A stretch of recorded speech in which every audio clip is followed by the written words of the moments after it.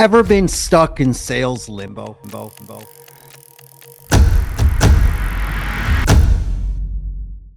You know that place where prospects' indecision feels like watching paint dry? Well, I'm about to show you why sometimes a no can be your best friend. With years in the sales game, I've learned that the path to success isn't always paved with yeses. In fact, some of my biggest breakthroughs came from getting hit with the no hammer. We've all been there, right? Not knowing whether a prospect's going to say yes or no. It's like being stuck in a never-ending game of maybe Monopoly. This indecision isn't just frustrating, it's a roadblock for both you and your prospect. But what if I told you that getting a no could be just as valuable as getting a yes? I'm about to share an approach that will transform how you view objections and rejections in your sales process. I mean, first understand that a clear no is infinitely better than a vague maybe. It means you've had a real conversation with someone. And often understand that a no is a state.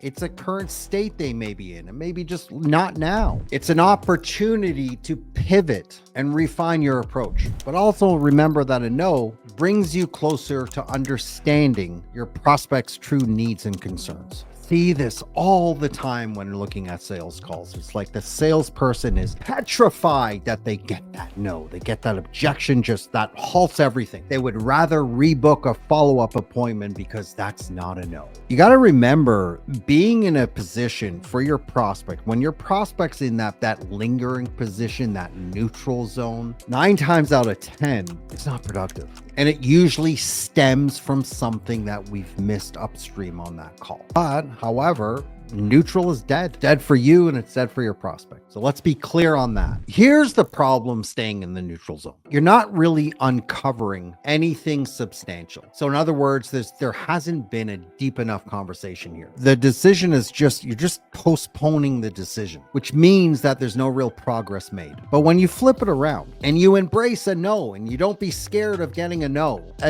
is going to give you real insight. That's your leverage here as a salesperson. Your prospect has weighed their decisions, your prospect has weighed their options, and they've made a decision based on the state that they're in right then and there. And as a salesperson getting to a no, when I'm on a call with a prospect and I've got to that point where it's a no, there's no judgment on my point. It just means the conversations had substance. You've addressed their challenges, their goals, and objections thoroughly. And this depth of understanding builds mutual respect, and it opens the door for more meaningful conversation.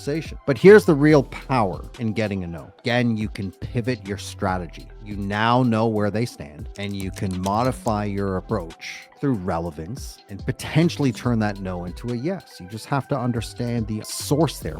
That is created from something that either is more internal. You're going past external at this point, but it's usually something more internal. But the bottom line of getting a no is that you're understanding clearly what's going on. You understand what's in their mind. And this is key for everything. It's all about moving an indecision to an actionable dialogue. Because at the end of the day, when you're in that neutral territory after a sales call and they're not moving forward, they're not giving you a no or a yes, they're in that neutral zone, you haven't got to the person on the other side of that call. So in other words, we need to go past just selling a service or a product or an item. And a lot of times that's going to come through your prospect understanding change in identity. Identity is massive. We talked about this before. And this is not to consider that you're using high pressure tactics to get someone to a no or to a yes. It's getting them to make an actual decision, is weighing all the options, and having a,